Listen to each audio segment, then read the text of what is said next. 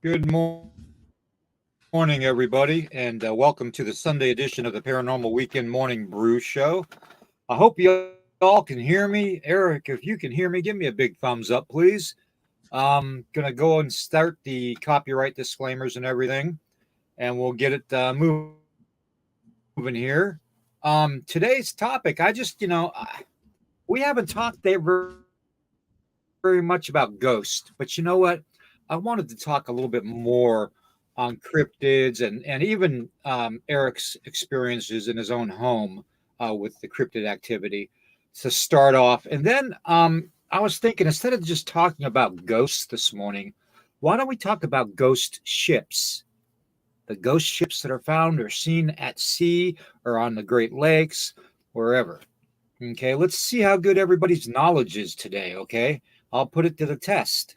All righty. All right. Let me go ahead and do the disclaimer. Copyright disclaimer is this channel may use some copyrighted materials without specific authorization of the owner, but contends that it falls under the Fair Use Act, the Copyright Act of 1976. Nighthawk High Strangeness podcast channel. Whew, breath. And all the podcasts on the channel declare fair use of any and all content, including the music, to be used for the sole purpose of informing you, the viewing family, of information for educational purposes, criticism, commentary, news reporting, teaching, scholarship, research, parody, and general knowledge only. And let's not forget entertainment value, to be used for the sole purpose of informing you, the viewing family, under subsection 17, Section 107 of the Copyright Act of 1976, otherwise known as the Fair Use Act. Alrighty, that is a freaking mouthful. I got to shorten that. Wow, I'm completely out of breath from that. Okay, let's get into the thick of things. Let me get that down. And unfortunately, I am having all kinds of technical problems this morning. I almost wasn't able to get online. My computer, I don't know if it's been hacked or what, but it was doing all kinds of weird things this morning. So, and the creepy thing about it, Eric, I wanted you to know because you know that, and Aussie Sue and everybody else, a good dear friend of ours, passed away. Named Tombstone, my Australian brother. I loved him dearly. We talked every day. Um, and the crazy thing about this morning was when I actually started to get the internet to work on my computer, Tombstone appeared as a sign on for StreamYard. And Tombstone was never a member on StreamYard. Figure that one out. Isn't that something to make your hair stand on the back of your neck? You know, I'm looking at the screen on my computer, the window that popped up with Tombstone's name on it, and I was like, "Are you kidding me? Is he trying to tell me he's okay?" You know, um, it's weird. It's really weird. Anyways, I wanted to mention that because it creeped me out. Nothing really creeps me out, but man, Tombstone and I, we talked all the time. And my wife made some things for him and I made some things for him. We sent him stickers and all kinds of stuff to Australia. We did everything that we could afford at the time to show him that we cared about him. um and it's just it tore me up when I saw his name on my computer this morning. It blew my mind. I don't even know how it happened. I really don't. Anyways, we're gonna get started. Tombstone, rest in peace, my brother. I love you. Um, Anyways, I want to say hello to everybody. Good morning, Dave. My lovely wife Tracy's on here. And let's see, Rhonda, good to see you. Okay, let's see. How many other people we got on here? Okay, Dave, we got Tracy, we got Rhonda, we got Melissa. Good to see you, sis. Hope you're keeping David straight. I know that's a full time job. Yeah, Rhonda, I think he is visiting me, but that was just Yeah, that really that hit me hard. That hit me really hard. I mean, I'm literally choked up right now. Um, Prospecting USA, good to see you. Good to see you. Um, yeah, it hit me really hard this morning when I saw that. It took the air out of me real quick. Because I wasn't expecting something like that to happen, and that just shows you how crazy the paranormal field can be. I mean, if we leave this body, we apparently don't go very far. Our spirit can travel. So, that being said, Tombstone can visit everybody today while we're in here, on the chat and stuff. So, he's got my permission. he was big. He was big in the paranormal field too. So I mean, that makes sense. Yeah, it just blew my mind, Eric. It did. It just blew my mind. But anyways, Yeah, Eric, I want you to introduce yourself. Tell a little bit about yourself. Describe your podcast and what time and how the people can get to it and all that and see it, if you would, please. so yeah. This morning I went ahead and made a list of all my platforms, and I put them up this morning on the chat deal. I just started a Patreon page last night. Just started the Teespring deal. Started getting some merch out there.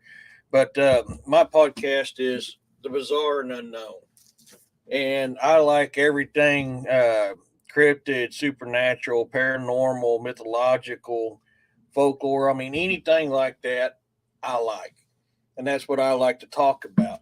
Tonight, I usually do Sunday nights because that's about the only open night I got to do it. So tonight, which is 8 o'clock Central Standard Time, um, I'm going to be talking about Neanderthal tonight. You know, and basically we're going to talk about did the Neanderthal actually get bred out? Is some Bigfoot that we see that look like Neanderthal, could that be Neanderthal? I mean, so it's kind of what we're going to be talking over tonight, because there is so many reports of people seeing Bigfoot, and when they make a sketch of them, they look like a Neanderthal. So I mean, there's a lot of stuff out there. It's pretty fun. I have an Gmail account in here called cryptid and mythological at gmail.com. If you guys have experiences you want me to read on my YouTube channel, email me that. I mean, it could be like I said, alien, supernatural, paranormal, cryptid. I mean, anything like that, mythological folklore. Send it to me. I'll read it and I'll put it out there. If you don't want your name put out on the interweb, I won't do it. I'll call you something else. Um, but that's kind of what I like. I'm an author. My books are on Amazon. They're also on Audible. I've got two out on Audible right now, two more fixing to come out. Um, I do from time to time go live on TikTok when I'm writing. Tiki So talk. I'm on TikTok. Yeah. Funny thing That's about funny. TikTok was uh, my oldest daughter and me was kind of talking crap back and forth together as we usually did. And she goes, "Dad, you're not cool." I said, "Honey, you don't realize your dad's a freaking rock star." She's like, "No, you're not." So I'm gonna start making phone calls. And people's like, "Dude, your dad's the life of the party." So she goes, "Oh well, you can maybe be popular there, but you can't get popular on TikTok." I was like, "What the hell's TikTok?" So she started me. So I started counting. We had a bet going. Within a week, I had 2,000 followers, and she only had 23. Now I'm up to damn near 6,000 or over 6,000. I haven't looked lately. I don't even know where I'm at on it now. So yeah, so she got Tiki a talk.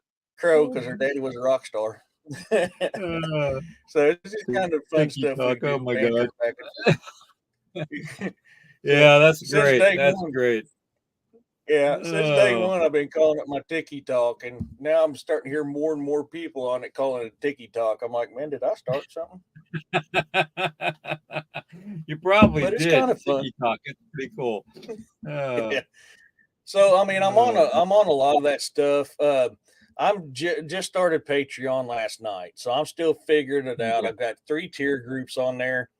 Um, I look for people's input on a lot of stuff that I do because I don't do this for me. I do this for you. The Exactly. books I write, the books I write, I don't do that for me. I do it for you. Um, I am dyslexic. Like, I have a very hard time reading and spelling. That's why most of the books that I get is on Audible, because that's how I can do it. It's hard for me to read a book. Um, but I'm currently working on my Varrigan Guard Book One, House of Battle, which is based off of the World War II German werewolves. And it's the Varrigan Guard is a prequel to my first series of books, Saga Grimson. So the basis of the book is the Allied forces in World War II are getting their butts whooped by these German werewolves. So they sent word to Grimson to have him come over and kill them. Well, he sent the Varrigan Guard over. So this book is based on that, which I'm trying to do a lot more research. A lot of stuff I found when I was a kid, you can't find now that Hitler and Himmler was in, because I know they done more besides the werewolves. I remember shark people. I remember a lot of other stuff. Can't find it. Yeah. Yeah. Everything. When they messed with Go the ahead. genetics back in the days of the Nazis, they were genetically doing apes, Yep. sharks, gators. I mean, you name it. They were doing everything they could to make a super soldier. So Yeah. Yeah, and that's what makes it hard for me is I research everything when I do my books. So my books are fiction, yes, but they're based off of truth. Everything I write is an actual location. Um, mm, there's actual people of that time frame in that books. That's how I write my stuff. Even my sci-fi series, In Her Jar Book One, Emergence. Every planet I talk about in there, I put the NASA code in it, so you can go on NASA, type in that code, and you'll find that planet that I'm writing about. So I try to keep very, very authentic stuff in my writings. Now, mm, most of my writing is about me and my family history, because that's what I know, plus my military background. So you'll see in every single one of my books is an element of me or my family history in those books. So okay. I just So talked to again, your uh, podcast name and location. the And the bizarre and unknown on YouTube. okay, if I everybody actually can have just I subscribe actually have two. to Eric's podcast channel on YouTube, that would be great. Bizarre and unknown. Yeah, So I I put like I said in the comments earlier, I put both my YouTube channels in there because I have an author's YouTube channel, and then I have my bizarre and unknown channel. So anytime I do a book or come out with a new book idea, or I do a book, have a book update, I post that to my author's YouTube channel and my cool, author's Facebook page. And then when I do my strictly my podcast and research, that is on the bizarre and unknown. cool. Okay, I'm still having camera difficulties. I can't get this stupid camera to come up. So bear with me, folks. We're going to have all kinds of issues today. I know it because of the way it started out. Yeah. So just bear with us and we'll get through this. I'm having some difficulty talking and breathing, so Eric might be doing a lot of the talking today. That's fine. But that being said, Eric, you said yesterday on yesterday's program that you had activity outside your window of your home and that you were being left gifts. Can Yes. you? And I had a request by one of our guests yesterday, our family that was in the chat after the show, asking if you could enlighten us on what kind of cryptid you think it is and what kind of daily activity you've seen or heard at your location. Okay. Some stuff I can't disclose right now because I'm in a docu series, but some stuff I can. So I have to jump around until this first episode of the docu series comes out. So I can tell you a lot of pre-activity, basically. Now, some of this here, I've really got to send it up to the docu series program, but I can show you a couple things here. Let me get one more. Let me get one more picture uploaded, and I'll kind of help you guys out here. Because this is all pre-document docu series here. Um, so when I talk about gifts, this first one I'm going to show you, I've had twice brought out to me, and I'll tell you now, this is all Bigfoot. I've lived with Bigfoot for 30 something years out here. I call them my guests, my friends. Sounds like me. I called them family. Yeah, we live together peacefully. We've never. There's only been one time in 30 years that I've ever felt fear on my property. Now, have I felt the urge of stay the hell out of the woods? Yes. And I do go into the woods when I have that. If I have to go into the woods, when that feeling comes, I'm usually packing. Nothing's ever happened to me. I've never been threatened, never been none of that stuff. And I talked to you about this one incident, William, which is I don't think this was Bigfoot. This is something paranormal or Yeah. supernatural. I think it was Yeah, it was supernatural. definitely supernatural. Yeah, to me, as much as I hate to say it, and I don't like throwing this word out here, but it's the word that best fits it is Wendigo.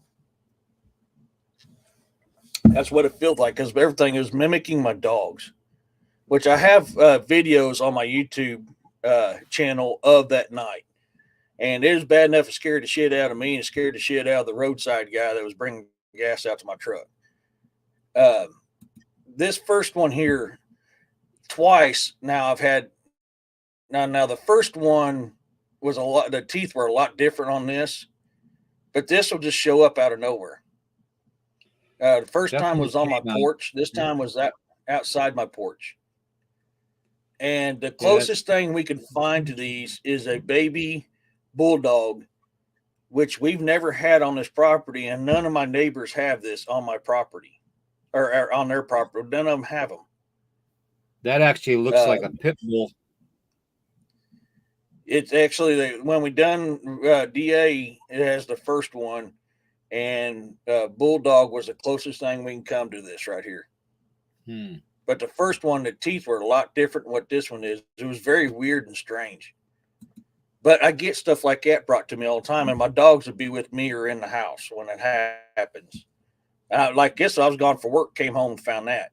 I was gone for work, and we came home and we found this right outside my back window. I mean, you got a vertebrae sitting on that pile there. I mean, this is kind of stuff that happens here. Huh. In, And any footprints around that you took pictures of at the time, or any certain smells that you can say, or I anything was along that at lines? work. I came home from work when I found it, so there wasn't nothing there. The ground was too hard to really get a print, but I have several prints. I can't show the prints right now because of the Yeah, docu because series. of the docu-series. Yeah. Right.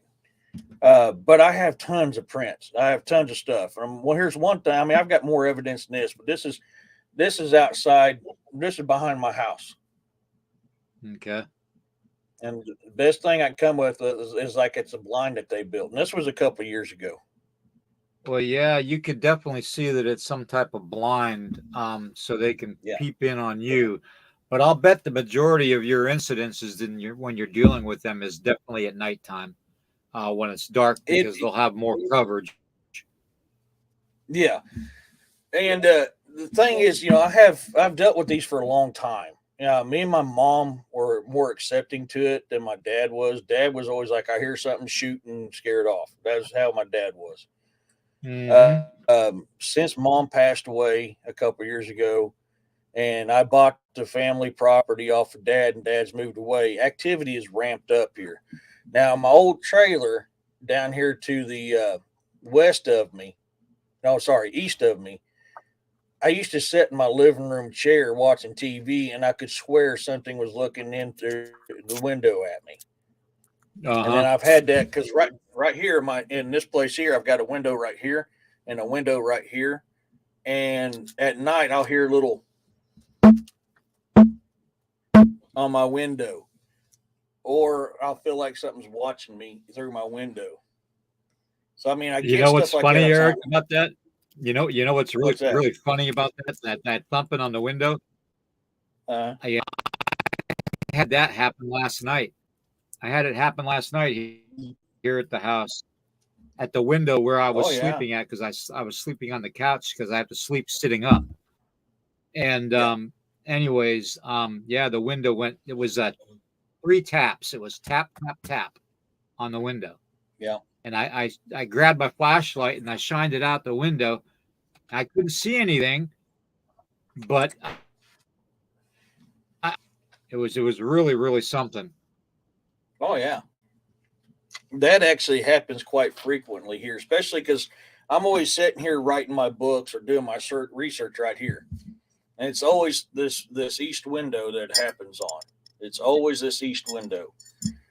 We've actually, I can't say it because of the docuseries. I'll have to hold off on that. But anyways, we found stuff that leads up to that. A lot of times when they used to come only in fall to late spring. So early fall, late spring is generally when I've had my guest here. And but lately it's been more than that. It's been a lot more than that here lately. Usually when they come, they give me a warning. There's usually I'm going to have a hard time doing it, so I'm going to do it the best I can. Is like a whoop, whoop, whoop. I mean, that's about the best I can do it. It's not exact on how they did it, but it's very similar to that. And that lets me know, they let me know when they're here. And whenever I make a kill, I always leave part of it there for them because that's my gift to them. And just like when I'm out gathering berries or I'm out gathering mushrooms or something like that, I don't pick the area clean. I leave some for the animals and my guests. I always do that. What's strange is like a year, maybe a little over a year, maybe a year ago, a little over a year ago, just before Dad left, he was in his RV, and I was in there with him watching a movie, and then I felt something scraping, hearing something scraping the side of the RV, and then the RV would shake a little. Then it sounded like something walking on top of my RV. And my first guess was it's my daughter messing with us. But she's deathly scared of the dark. Until I walked out of that RV and started heading home, when I got 3 very loud whoops that you could feel it vibrating your chest. 3 loud dog barks that vibrated in your chest, and 3 strange, best way I could describe it is bird-like calls. They all vibrated in my chest, and that was down in this valley behind my old place. That's when I started realizing I don't think this is my daughter that's been messing with us. But I mean, that's the kind of stuff. There's more to it. Like I said, I can't really get into it right now on that part. I can on my paranormal side, I can on my alien or UFO side, but as far as Bigfoot side, I have to be very careful what I say right now. But I'm on a docu-series with Linda Eastburn called Byways of Bigfoot. So that'll be coming out on YouTube here soon. But I haven't, between being sick and hurt, I haven't been able to get out in the woods here lately. I haven't even been out to replace the SIM cards on my game cans. I just run out of breath way too quick, which I need to get out there and start changing batteries and stuff too. But so I can't tell you what's happened here recently besides them 2 finds.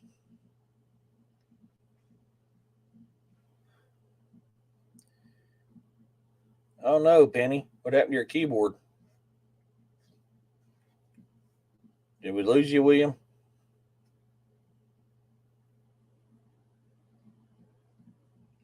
May have lost William. I don't think he's got his mic going. But I mean, there's a lot of stuff out here. And, we're talking about ghost, and I don't know. We lost William. I got paranormal stuff here that happen all the time. I mean, every now and then, I like to sleep with my windows open. In the spring and the fall, I like that cool air, that fresh air coming in the house. I like the coolness. It helps me to sleep.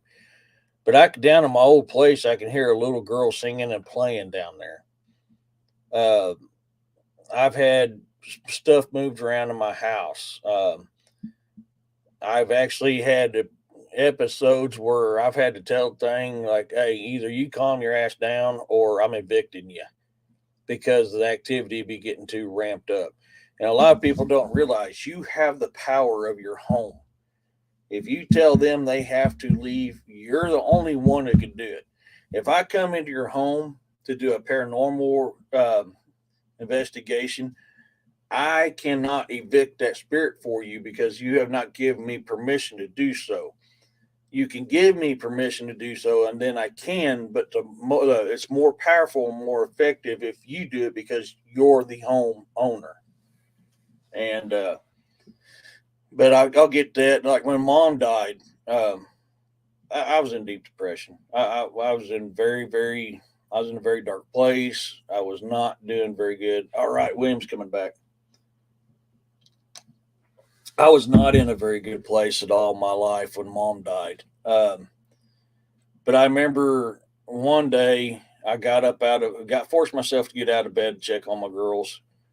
I stood at the doorway of my bedroom and looked at them for a second or two, and then turned around, came back, and my TV had been picked up, twisted, and tilted, and set back down, all in a span of about 10 seconds. And I didn't even hear it. I mean, I couldn't even hear it. All right, you're back. It looks like you're frozen up. Is your mic working, William? Oh man. Nope. Yeah, maybe. So that happened, and then see, my girls went back to school. I was still off of work. I still, like I said, I was in a very, very, very bad place during this time, and I was laying in bed. I mean, I hate to admit it, but I was crying. I was crying, and all of a sudden, I heard a little girl's voice call out my name, and I looked around. There was nobody there but me and Dad. So I went to check and see if Dad was calling for me. I just heard his voice wrong or something. Dad wasn't in his chair; he was in the bathroom. So it wasn't him that called for me. I mean, so I get stuff like that. I've got recordings, which is on my YouTube channel too. I've got recordings where I've done an EVP on my phone here and had something talking to me. So I've got to get some money to get better equipment to do more EVPs. Um, but yeah, I mean, that's just stuff I get all the time. UFOs, that's almost a nightly deal I see around here. But I've had paranormal, right.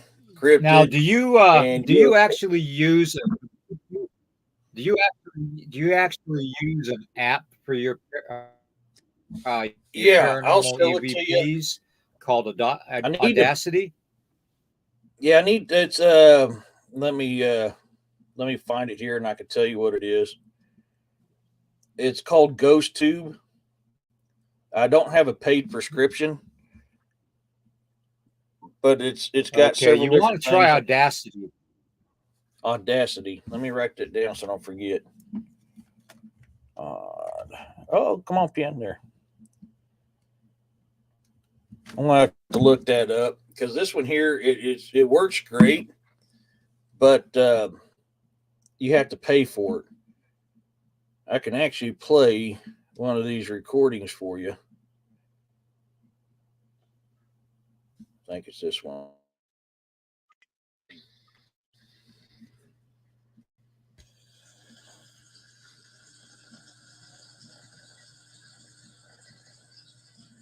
Give it a second here, so it'll speak.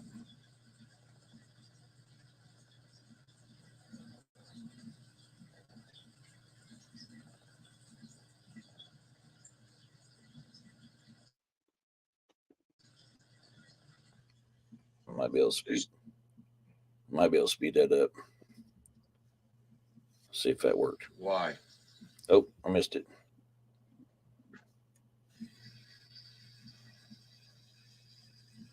Moron. It sat there and called me a moron.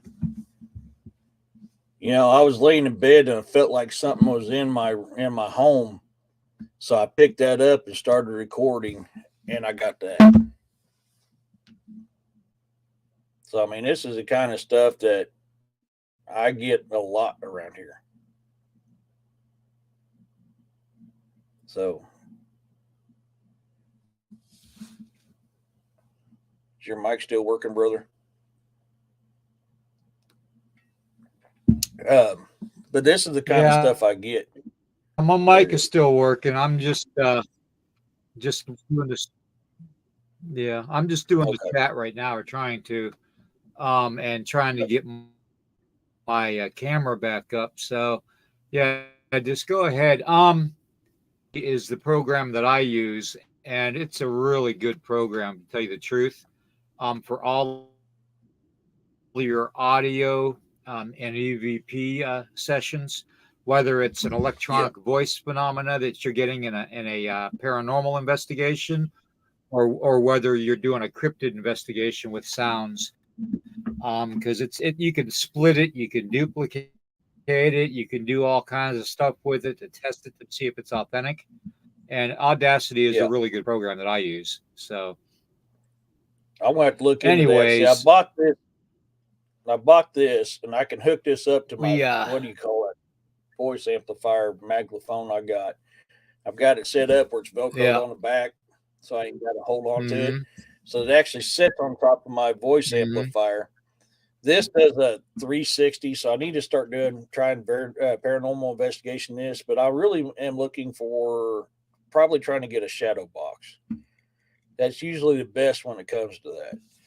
But this thing, I've caught footprints in the water. Another good thing to have, another good thing to just to kind of interact with this is cat balls.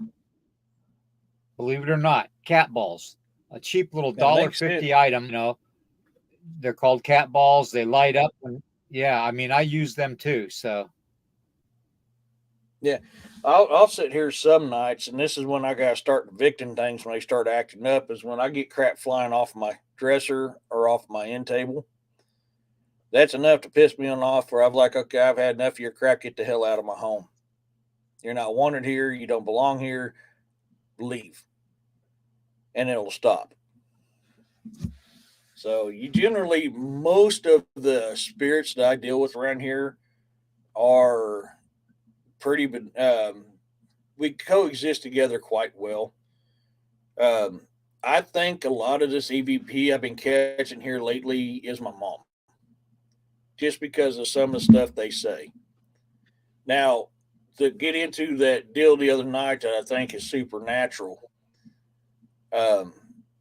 that experience I've never had before. I've never had experience like that before. And I'll be I hate to admit this. I mean, I'm an old Marine grunt NCO. I was on edge, and I still kind of am because I'm still leery about this, even though I haven't had no activity lately. So the embarrassing thing was a couple weeks ago, I don't know what happened. My gas light came on my truck when I hit my gravel road. So I didn't think much about it because, okay, it came on. I've got enough gas to get home, get to the gas station in the morning. Well, I ran out of gas at my mailbox. And my mailbox is just shy of 2.5 miles off the main road. That's where my property is. I live deep in the woods. So I was like, well, crap. So I walked back to the house and I grabbed a gas can. I had about a half gallon of gas in it. It's like, maybe this is going to be enough to get my truck started. It wasn't enough. So I got a hold of roadside assistance. I was like, I need gas brought out because I couldn't get a hold of anybody else to bring me any gas. And as I'm walking back to my drive, because it was going to be a while before anybody got to me, is when I started hearing something I originally thought was a dog bark. From a distance, it sounded like a dog bark. The closer I got to my house is when I realized that's not a dog bark. That's something trying to mimic my dogs. And you can hear it bark 3 times, and then like a split second later, you hear my dogs in the house Mhm. barking back. I mean, this is what they were doing the whole time I was walking down the drives. This thing would do its mimic bark, then my dogs would bark, and all of a sudden, I just got hit with this feeling of. So hold on. So that's when I pulled out my recorder, um, and I started recording it. Then I realized, crap, it can see my light, and I tried to hide my light. And right when I tried to hide my light on my chest, is when you can hear the bark in my video. After I'd done that, it quit barking, and that's when I got hit with that feeling something wanted to eat me, wanted to kill me. Real This is bad. that was I can't time it when you're talking. So, sorry, brother. Um, Good morning, Sue, Ozzy. Um,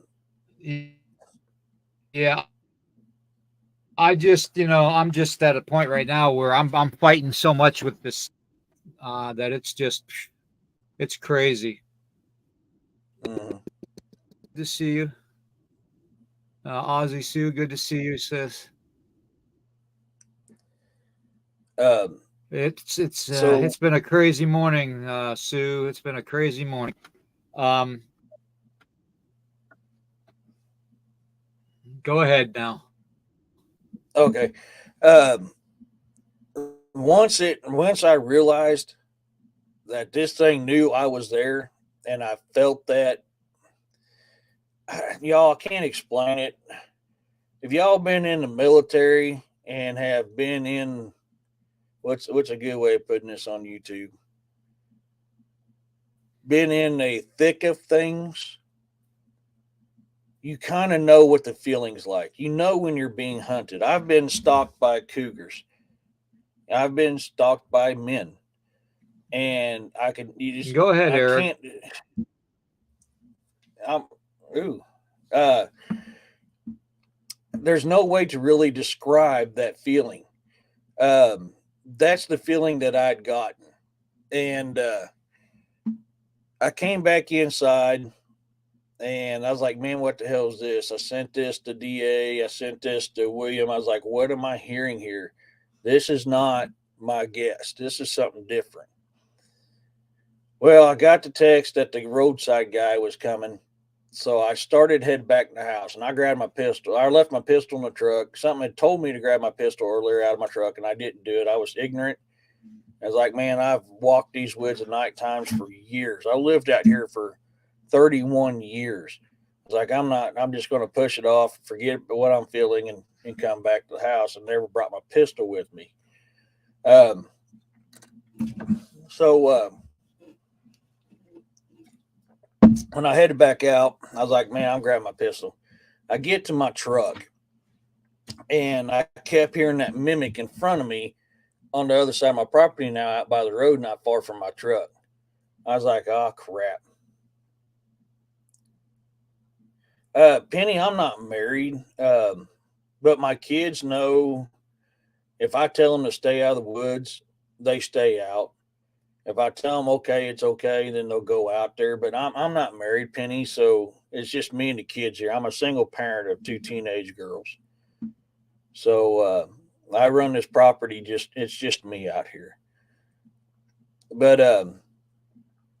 when I grabbed that pistol and put it in my lap, I kept hearing something like tree branches scraping all around the sides of my truck, and I couldn't see nothing. I was looking, I couldn't see nothing. The closest tree to me was 6 foot away, and it was a small cedar tree. So it wouldn't have got to the closest one on my passenger side of my truck was about 30 feet away. So, I mean, there was no way a tree branch could actually be touching the top of my truck, the front of my truck, the rear of my truck, or the sides of my truck. There's just no way. No, sometimes they do. My youngest daughter, Penny, uh, don't worry about it. It's fine, Penny. A lot of people don't know. I've been married twice, once in the Marines and once in the Army. It didn't work out in them fields, so I just haven't been married since. But sometimes they mess with my youngest daughter. I think a lot of it has to do. She's a lot like me, not only looking wise but attitude wise. So I think she's more in tune to it than my oldest is. Um, so whenever the scraping happened and this mimicking was coming back pretty heavy, I sat there and was like, "Oh my gosh, dude, what the hell is this crap?" I seen some headlights behind me. I was like, "Man, let that be this roadside guy." Luckily, it was. So as he's putting gas in the truck, hey William, welcome back, brother. Uh, as he's putting gas back in his truck, we heard a light knocking from us where that mimic was coming. And I looked up and he says, "Man, I thought I heard that." Then came a louder knock. He goes, "I damn sure heard that." And he goes, "I'm grabbing my pistol." So he went to the truck and grabbed his pistol. He's like, "Brother, you got Bigfoot out here." I said, "Well, I know I got Bigfoot, bud." I said, "This is something more. This is something different." And that was the last. That was my oh shit moment. I'm sorry, guys. That still messes with me to this day. I've never, like I said, I've been hunted by cougars. I've been hunted by man, and I've never felt this. This was way more intense than that.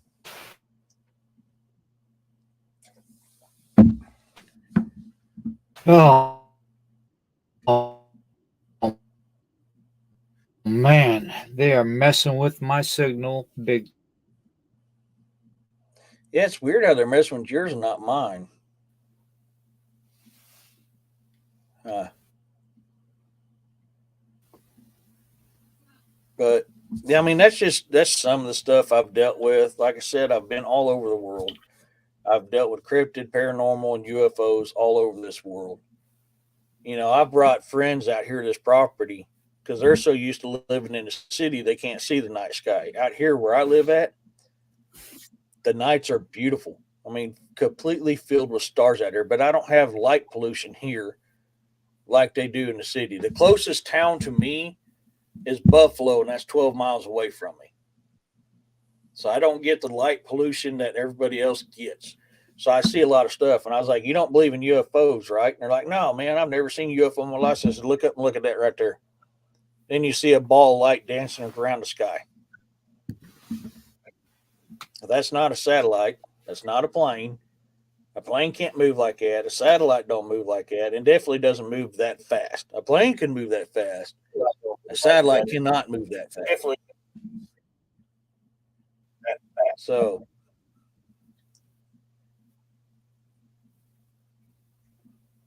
yes, Penny. Yes, Penny. And like I burn sage here from time to time. If it seems like Huh. it's real bad here, I got a sage bundle that I burn, and I walk through the house and I ask a blessing from our ancestors and the good spirits and the great creator to cleanse my house. I've not had to do that in a very long time. Prospecting, I don't Wow. think it was a dog man. The best way I could describe this, it was supernatural. So I'm leaning towards one of two things: ghoul or wendigo.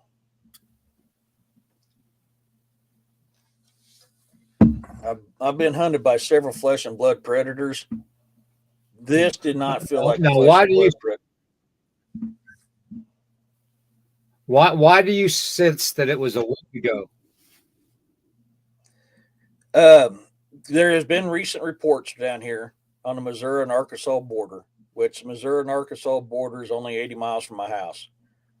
Um, the reason why I was thinking Wendigo is because of the feeling. Like I said, I can't describe that feeling. I don't know how to describe it, man. It's one of the most terrifying things I ever felt in my life.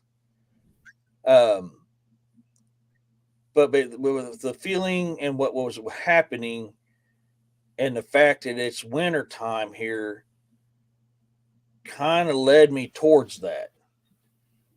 I never would have thought. I mean, up in St. Joe, Missouri, where I'm from, would have guessed when to go right off the bat. You're absolutely right.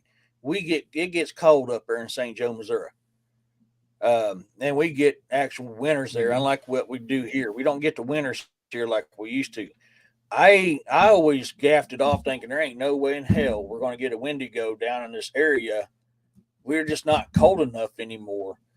Boy, was I wrong. And there was a very recent report, and I had it. It's in my show, Now, my YouTube show. I have that report, and it was on the Arkansas and Missouri border.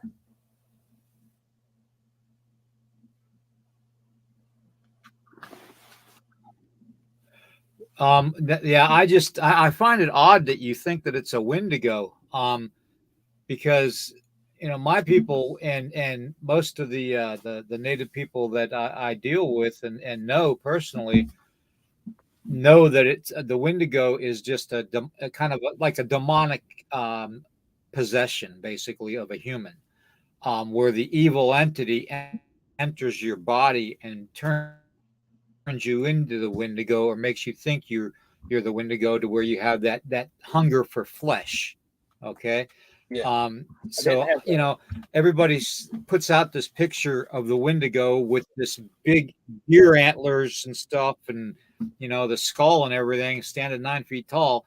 As far as most native people go and the legends go, the whole Wendigo thing is basically a possession of your body, by an evil entity.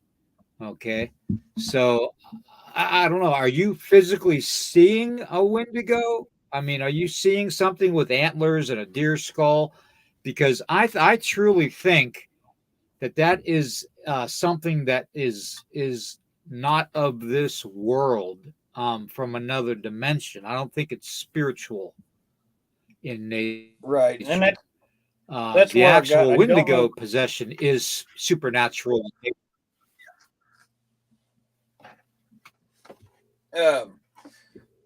Far as I go, I classified it as one or two things. That's why I said I don't know for sure what it is. My two thoughts were Wendigo or Ghoul, because that's about the only two things I can think of that can mimic something is a Wendigo and a Ghoul. Now there could be more out there I don't know. I just could only talk about the things I know, and that's Wendigo or Ghoul.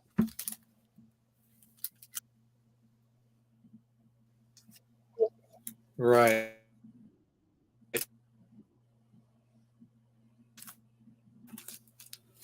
Yeah, and But there's I been a know, lot of ghoul sightings, and why don't you consider possibly the effects of a rake?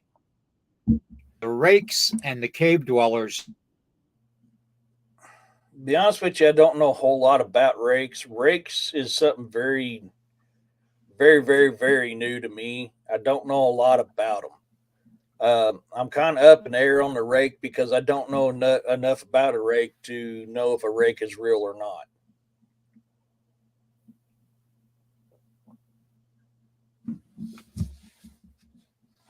I've still got research to do on that. It could be. I mean, if they're real, you're absolutely right. I mean, that from the stories I've heard, that would fit in that category as well. Yeah,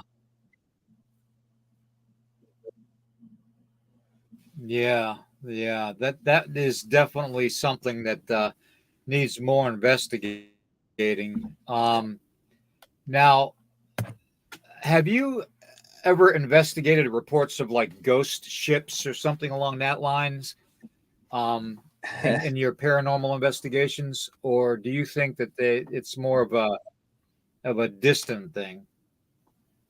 Because I know you were So, in the military and I'm in the military, and we yeah, hear all kinds of weird shit. I can tell you now when you're out in the ocean, and this is part of the reason why I do not subscribe to the flat Earth theory. When you're out in the middle of the ocean and there is no land for thousands of miles, and you see something floating on the water, I'm sorry, man. I believe there's two style of ghost ship. There is what the science wants to tell you is a ghost ship, and that's a ship that no longer has anybody manning it. It's floating on its own. But a true ghost ship, I've seen crap out in the middle of this ocean.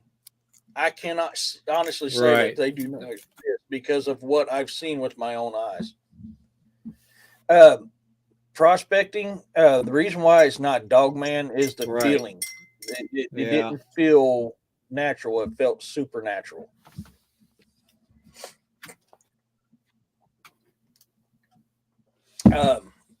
And I mean, just like I don't know, have any of y'all been in the military or been out in the middle of the sea where there's no land for thousands of miles? I'm kind of curious who on here has been there.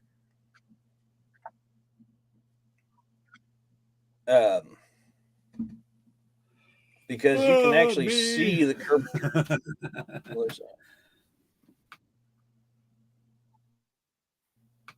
Yeah, you're right, Melissa.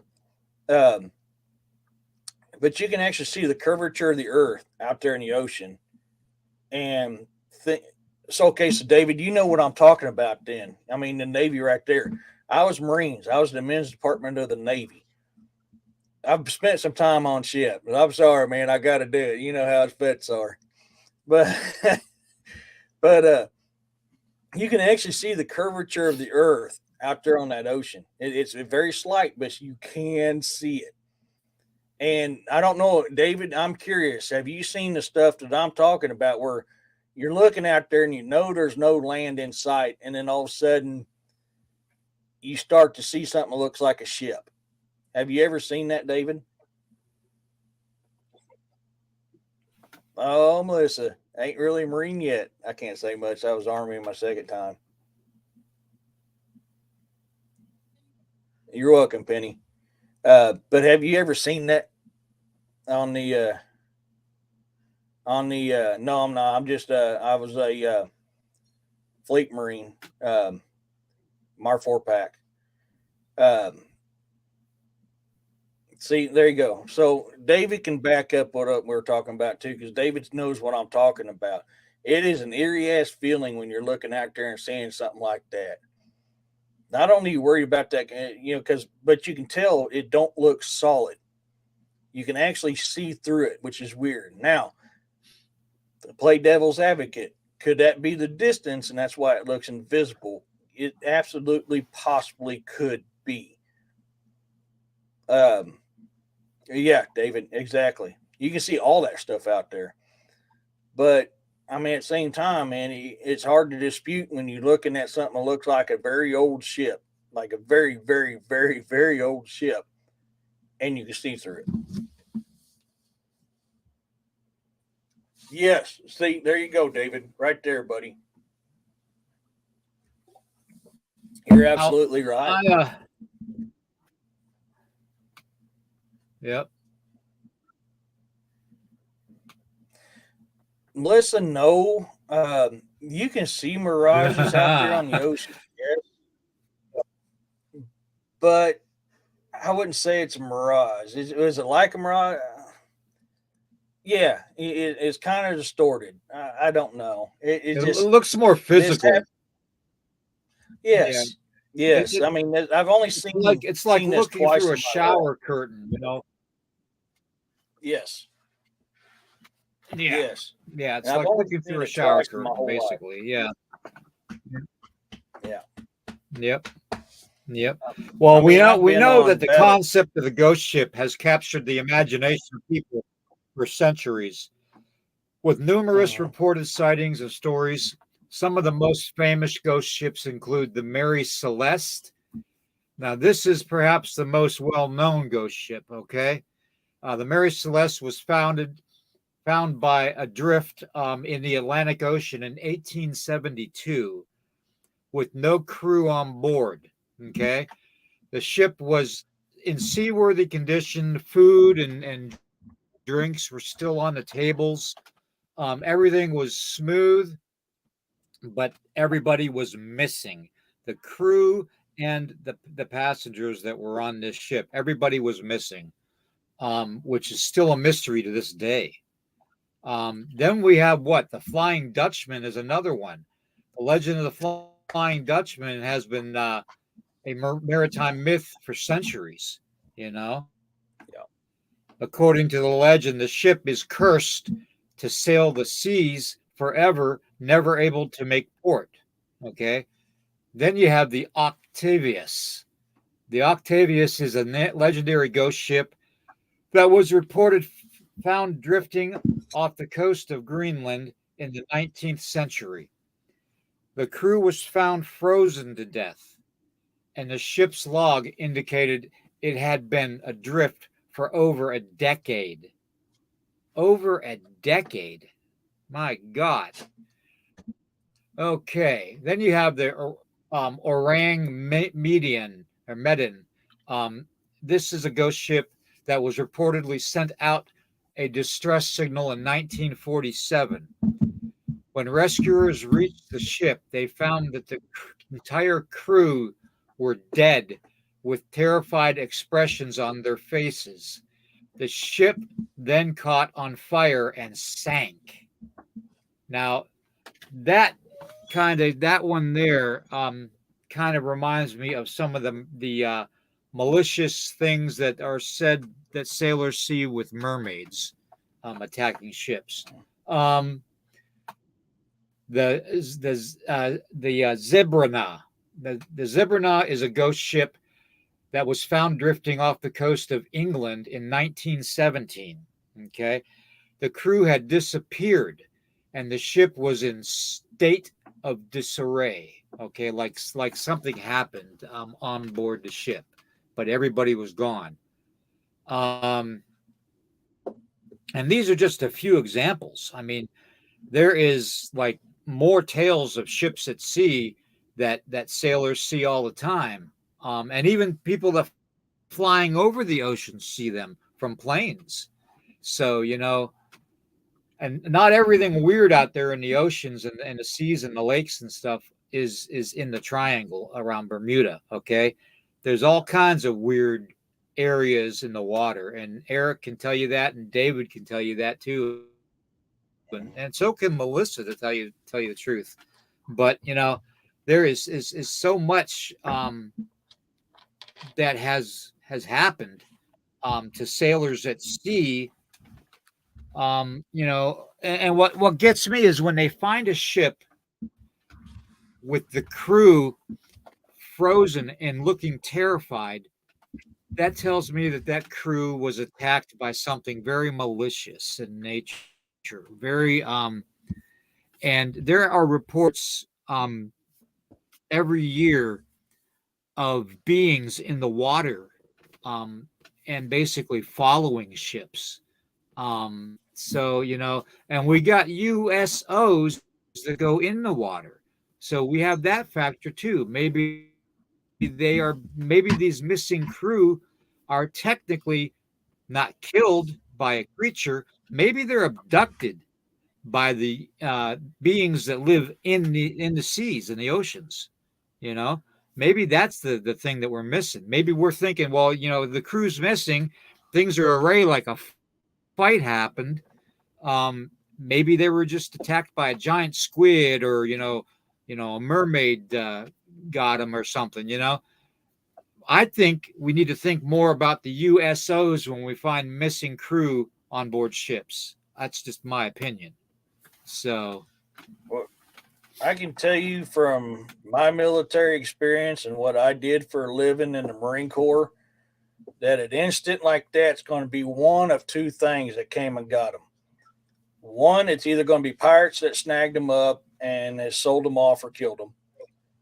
Two, it could be something else that we're not aware of, yeah, i.e.,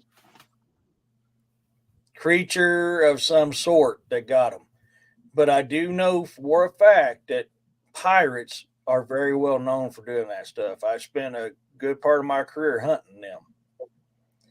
You guys, I apologize. Give me 1 second. My daughter's not answering her phone, and Thor's got to go outside.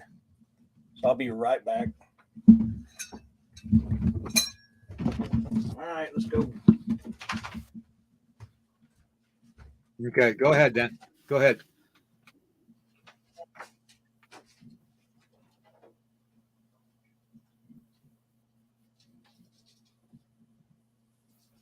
Oh, let's see. David, you're a pollywog. Come on. Ozzy Sue was thinking that the exact same thing. Yeah. I may be wrong. I may be far off on it, as far as the USO theory goes with missing crew members and stuff. But there's so many sightings And who's to say that there isn't some kind of alien race that has lived in our oceans for thousands of years, abducting crew members off of ships for centuries? You know, I mean, who's to say? That's just my concept, my way of thinking about that. Because you get a crew on a vessel that is 30 men strong, or 60 men strong. In the old days, that's a lot of men, to take on if you're, fighting them, or you're a creature. There's going to be blood splattered everywhere. It's going to be a bloodbath. Okay. Especially back in the 1800s, with their Serbs and stuff that they carried. Um, so, my theory was, instead of physically fighting with them, maybe they did something mentally to them to kind of disorientate them, and that's why the ships were in array. And then that disorientation effect led up to them being basically somehow beamed off the ship or taken off the ship teleportedly. Um, I that part of the connection I'm just not too sure on, but I really do believe that missing crew members on ships and missing passengers on ships is not due to mermaids or cryptid activity in any way, or a giant squid. Some of them may be, but giant squids, they used to attack the radar dishes on the bottom of our ships, and leave the big scraping marks from their tentacles. So we would know that was what it was. In fact, the Navy has known for a long time that giant squids exist. So, but to go on, I really do believe there is a connection between the USOs and the missing crew members on the ships. I really do. I'm a firm believer in that. I just don't know about the whole creature thing unless it's a lot of blood. So that's just my opinion. So that, and what, $1.50 might get you a cup of coffee. Your opinion has a lot of merit there, brother. I mean, look at the old stories that the Norse. The Norse were the first ones to talk about the Kraken, and the Kraken would bring its tentacles up and take people off ship. I mean, that there is a lot of merit to what you're saying. Everybody associates the Kraken with the Greek. No, the Norse were the first to talk about the Kraken, and because they sailed the whale roads before most everybody else did. They have seen some crap. That Reese map has pictures of sea monsters. I mean, so what you're saying is, that's why I said it's going to be one of two things. And the reason why I know pirates do that stuff is because of what I did for a living in the Corps. Part of what I did with the Navy SEALs with SOC was hunt pirates and drug cartel. So, I mean, but there are several instances like what you was describing that would tell me I don't think that was pirates. That had to be something else, because pirates will take valuable stuff. Mm-hmm. Kraken, alien, exactly, whatever, will not. Yep. As far as your comment, exactly.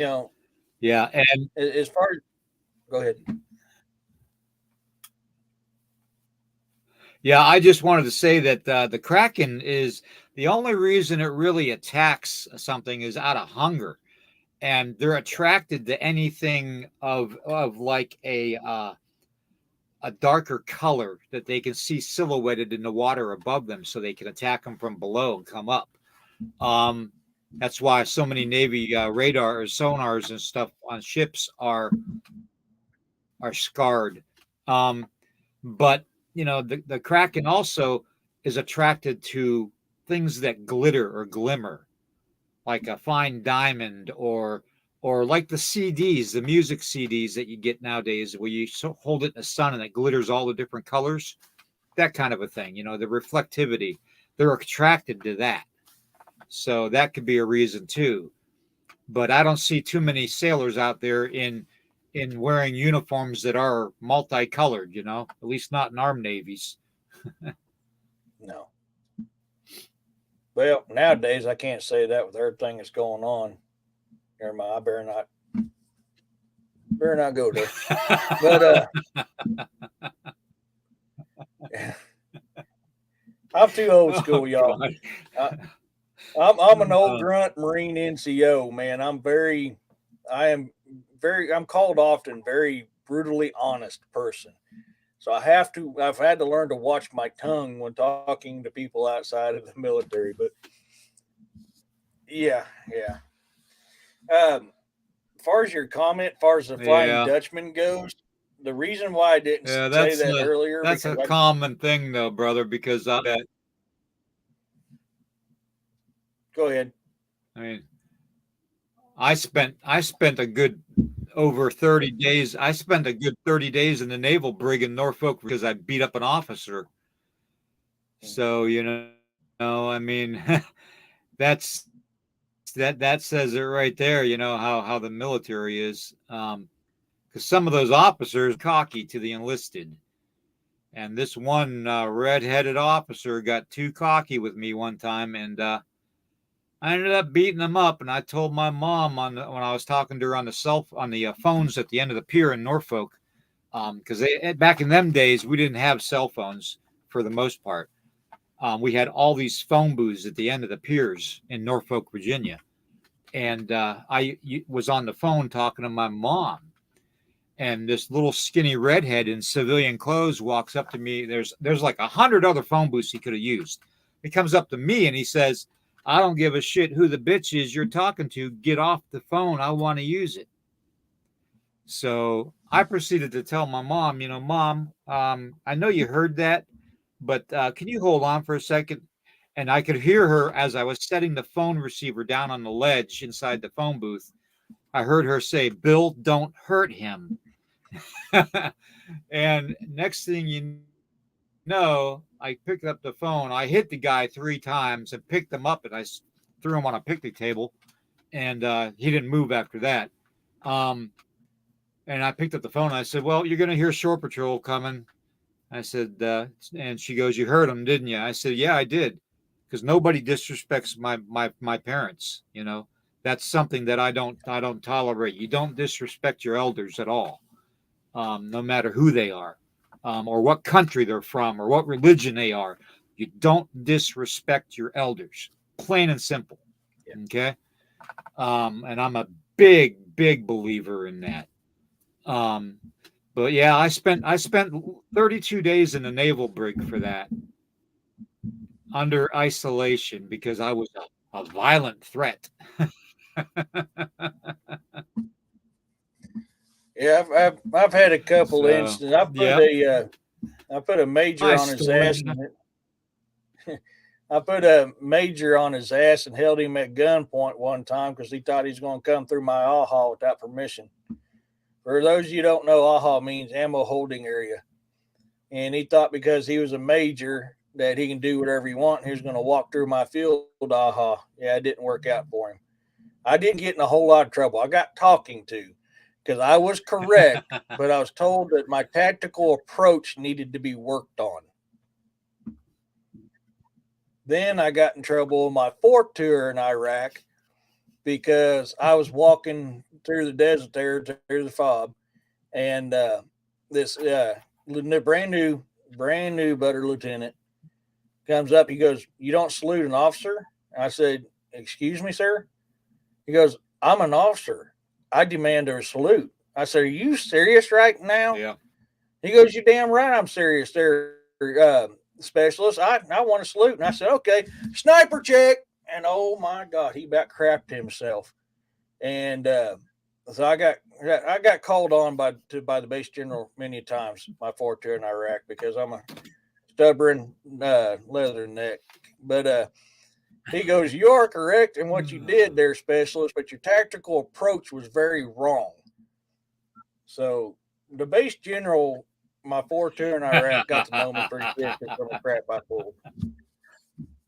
But he wanted a sniper check. I was, all right, man. I need to know if there's a sniper out here. So, yeah, sniper check.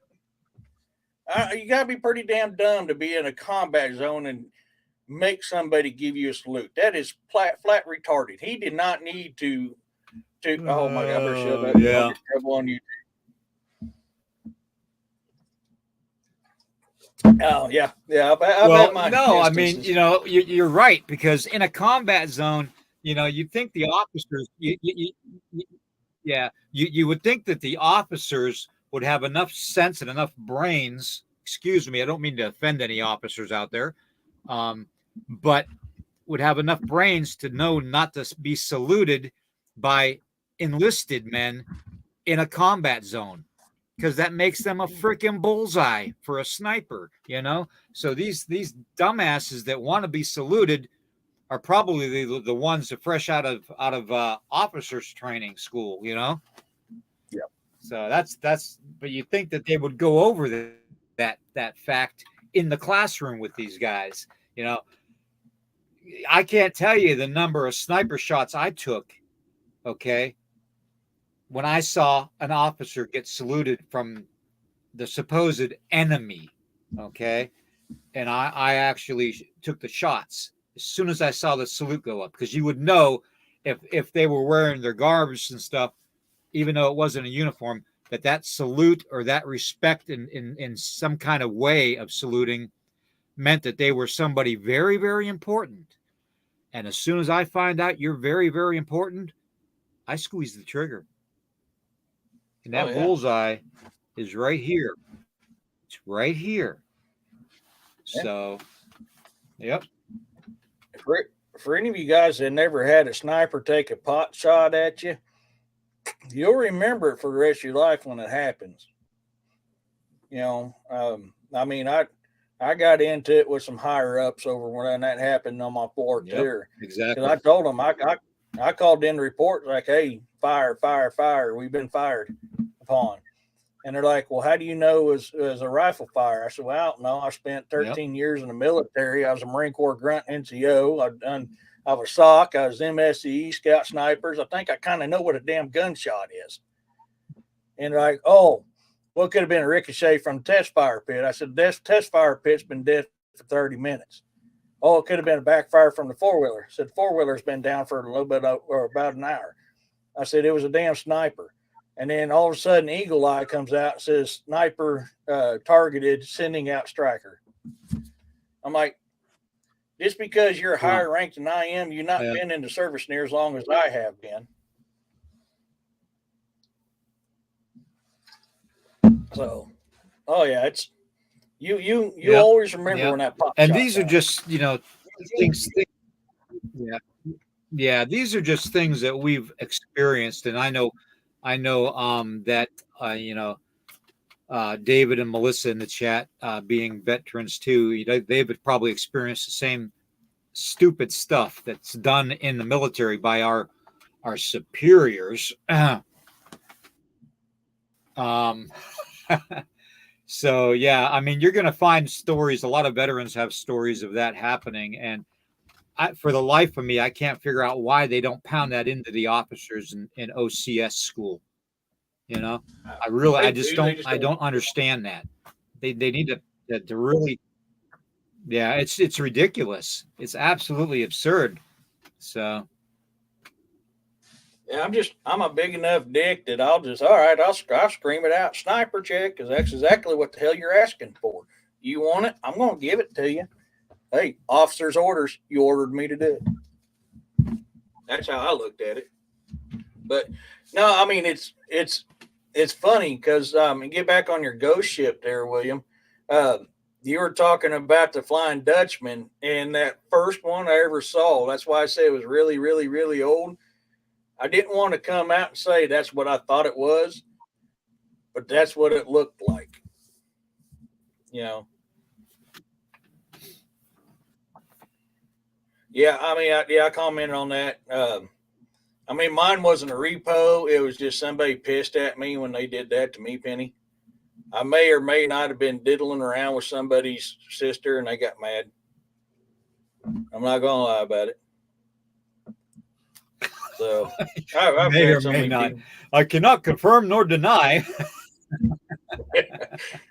I've had so many knives and guns and everything else pulled on me in my life. I'm shocked I'm still at the age I'm at. I mean, I I kind of live life the same way that I tell people. There's two types of people in jail or prison: Yeah. greedy or retarded. I've flirted with the devil enough times in my life. I need to quit being greedy.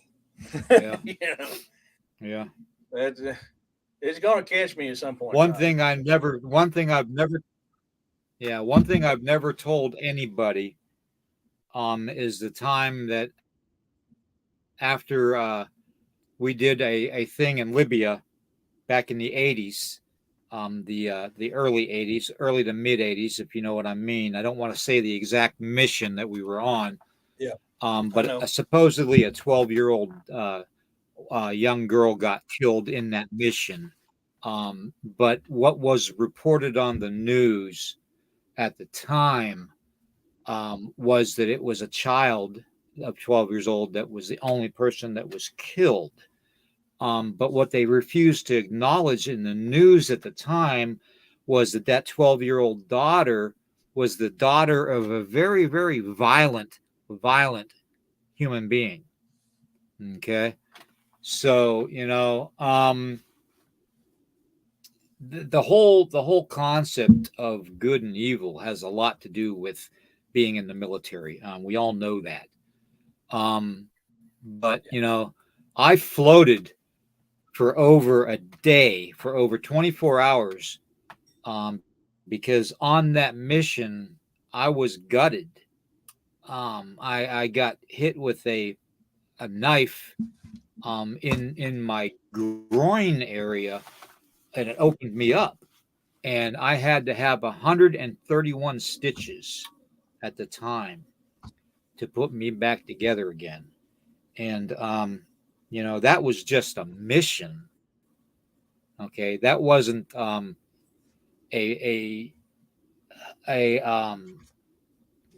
regular, like a wartime thing. It was just a mission, because the CIA would tell the sec nav, to do this at a certain time without even the presidential permission.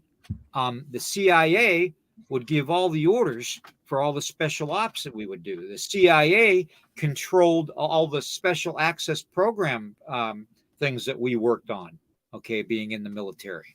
So we didn't answer to the sec nav, we answered to the CIA. Why is that? That you wouldn't think that would be that way. You have a chain of command you need to follow.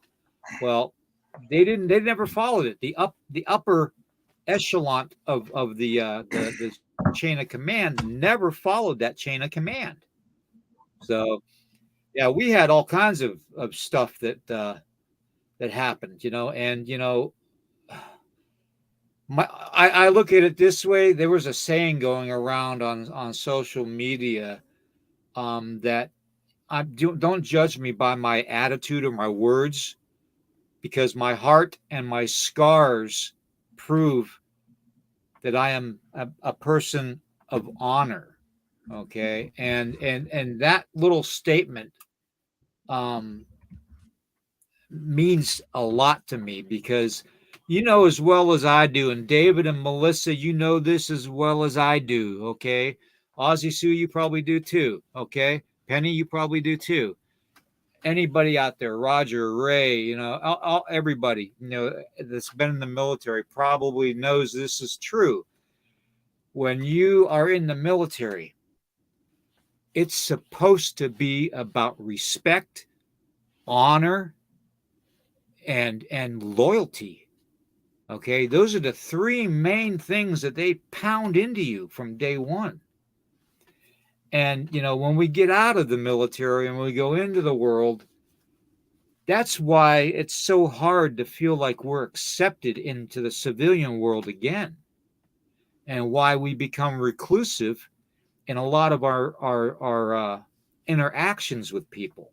Okay, why we kind of seem standoffish. Okay, it's not that that we don't like the people. It's not that we don't want to have the conversations. It's that we were basically programmed from day one when they run you through the rain courses and stuff and the winter courses and stuff, and they march you in 2 foot of snow and 3 foot of snow in the winter time around Lake Michigan.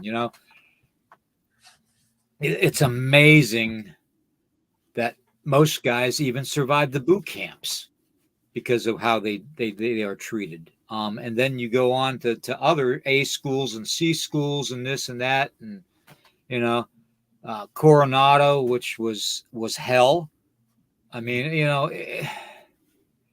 a lot of people don't understand that. So, my thing is when you see a veteran, okay, or somebody's a veteran,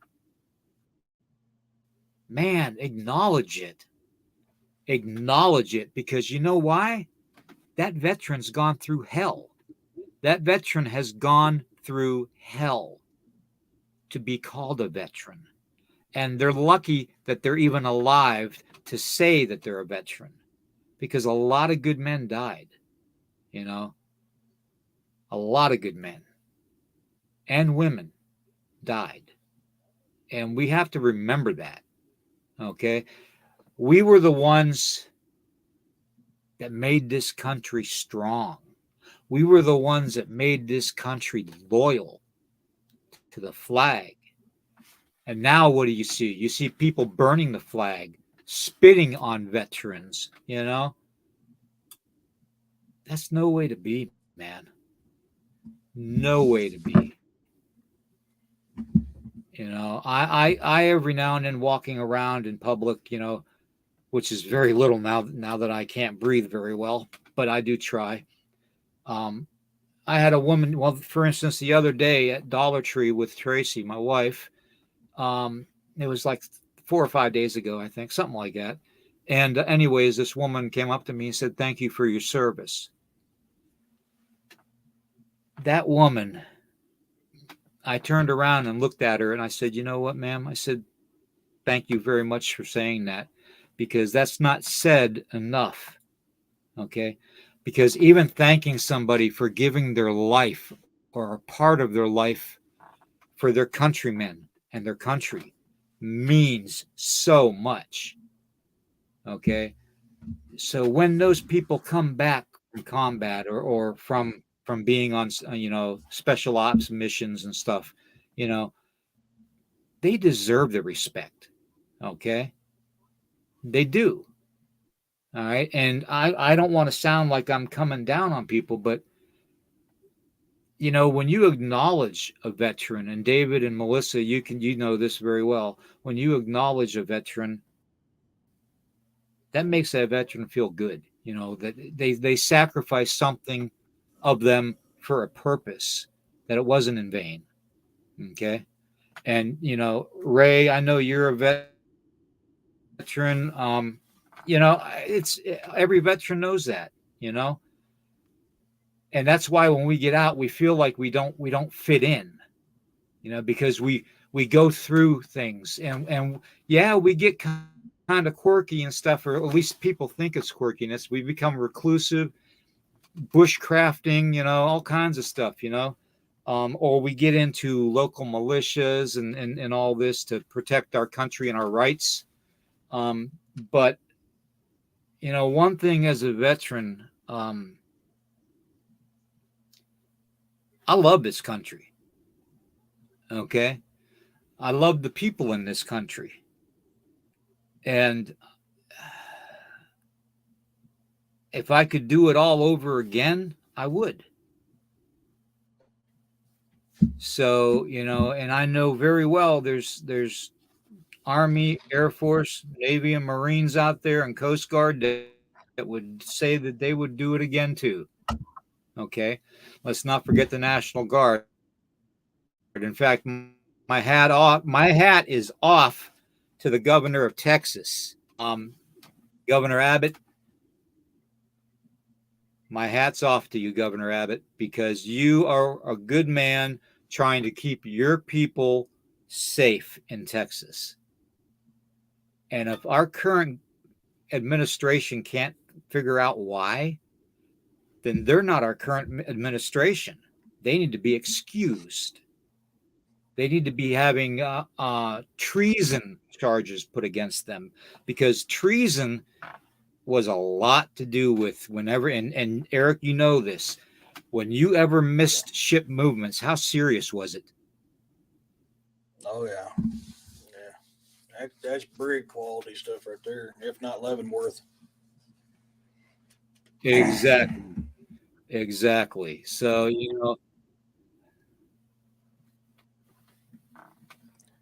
So there we go, Ray. I got you, brother. so I don't talk a lot Much about respect some for of you, this stuff. brother. Much respect for Ray. Um, I don't talk a lot about this stuff, but I want to give y'all a little piece of advice to help you understand kind of what a veteran is. When you serve and you serve, the best way I can describe this is the closest thing to hell on earth that you can ever be a part of. Once you've been through something like that, the person that left to went through that hell is not the person that comes back. That person dies there. When you Exactly. see or do some Yep. of the stuff that we done, you can never return the same. You're always going to be altered depending on your mindset, depending on how much you're altered and how much of that old person died within you. But there's an old saying, when you take a life, there is another life that has to be taken too. And that's part of you dies too. Um, that's Yeah. that's what I got to say about that. Yeah. Yeah, that's very, very true. Yeah, that's very true. So, let's Glades Creature, good to see you. Good to see you on here. Yeah, Ray, brother Ray, much love and respect, and know that you are respected for being in the service by your own brothers and sisters, at least. Okay. So I want Yeah, every veteran out there to know that. Okay. That, when times get tough, pick up that phone or text another vet and talk to them. Don't, fall into that PTSD mindset. Okay. Because I've been there. All right. So, you know, anyways, getting back on the subject of ghost ships and stuff, with all the different sightings and stuff, I can honestly say I've seen some weird stuff at sea. Um, but what I can't believe is that they're actually having ghost ship sightings on the Great Lakes. Because you've got the Edmund Fitzgerald that sunk in the Great Lakes back in the 70s, where I think it was 40 crew members that were lost. Um, you know, and there's been reports of seeing that freighter, unmanned, floating in the waters of the Great Lakes.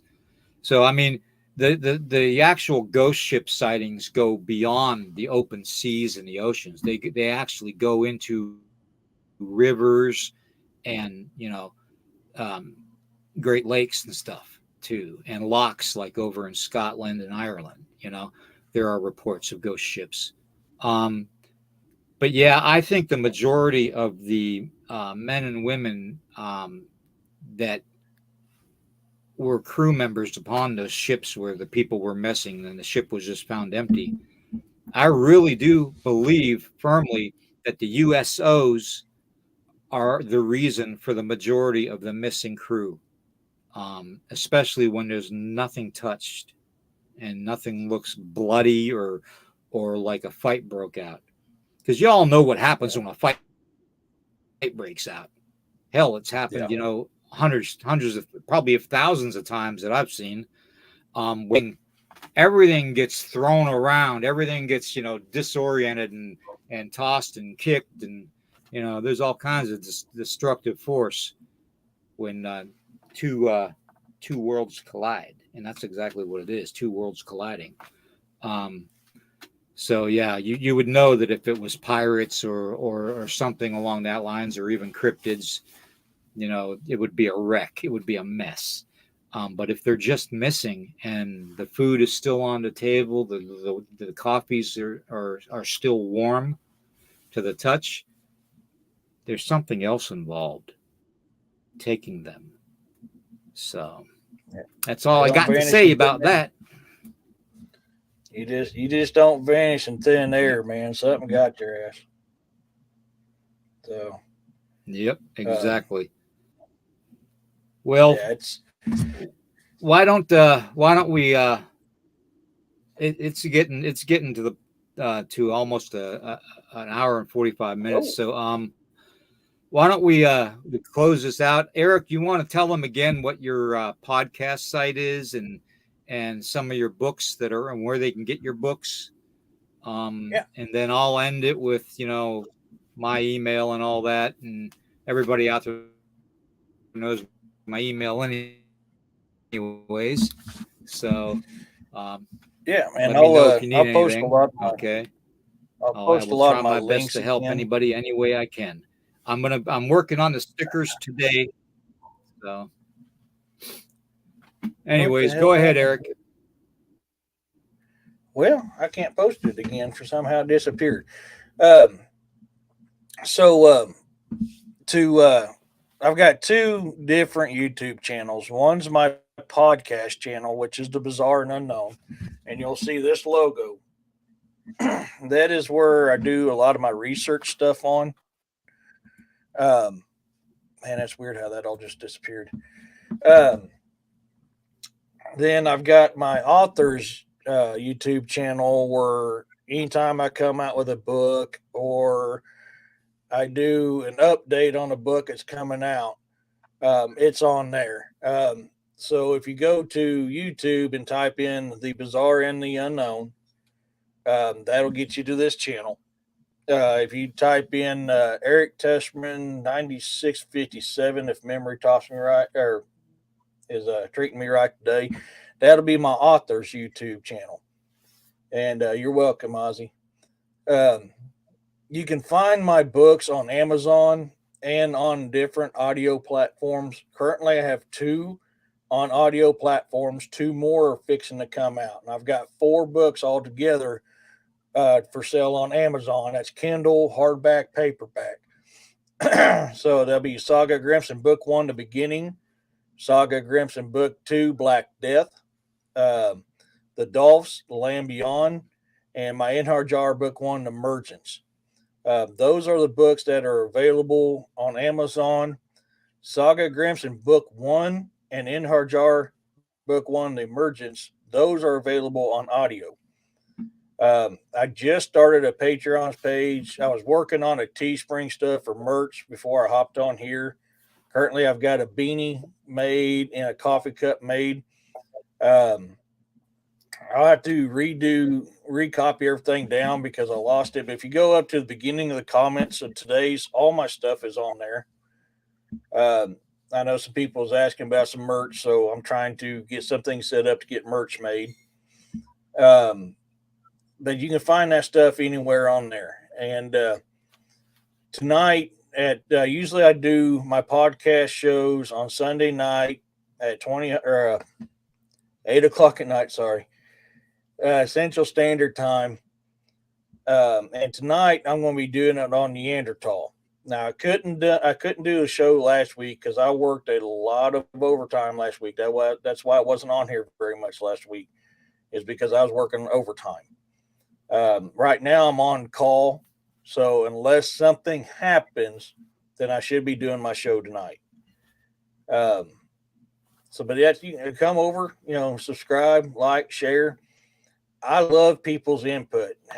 What makes these shows great is your guys' input, your guys' take, your guys' questions. When I go live on TikTok, it's usually because when I'm writing a book. If you find me on TikTok, I love that. I can't remember what is my handle on TikTok. I think it's Giggity79. If I'm live on there doing, I'd love to. Yeah, it's Giggity79. When I'm live on there, like I said, it's generally when I'm writing on my book. I love to answer questions about what I'm writing. That's why I do that on there. That is just fun. I haven't decided if I want to do lives on my author's YouTube page or not. I don't have a lot of followers. I've got 17 on that one, 23 on my other one. So I don't know if I can do it right now. I can only go live on A Bizarre and Unknown because that's where my StreamYard is done. So usually I do my TikTok, So if you ever find me on TikTok, man, I've got crap load of stuff out there. If I'm doing a live and doing an edit and you got questions about why I'm writing a certain way in my book, and I'm usually talking about what I'm writing and what's going in there. So come in, say hi to me, ask a question. I love that stuff. I love talking about that stuff.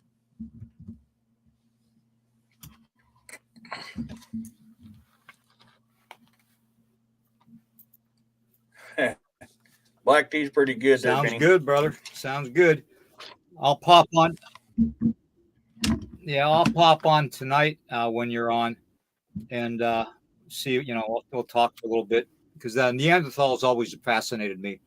The whole subject of Neanderthal and the possible connection to a type of Bigfoot or Sasquatch is always might be a Neanderthal, but yeah, it's really something. So yeah, hopefully, Monica, good to see you. Melissa, everybody, Penny, Ozzy, Sue, Ray, everybody, Juno, my brother, everybody on there, Dave Lester, Melissa. Thank you all so much for being here. Glaciers, everybody, thank you very much. It means a lot to me having everybody in the chat and seeing how everybody gets to interact. It means a lot to me because this is a format that I have established to reach out to people and bring people together. Whether you want to call them people of like mindsets or not, I mean, it doesn't matter, So I welcome anybody to join our family that doesn't agree with me because, that's what it's all about. That's what individuality is all about. Okay. So, yeah, I mean, I'm open-minded enough to have anybody join our family.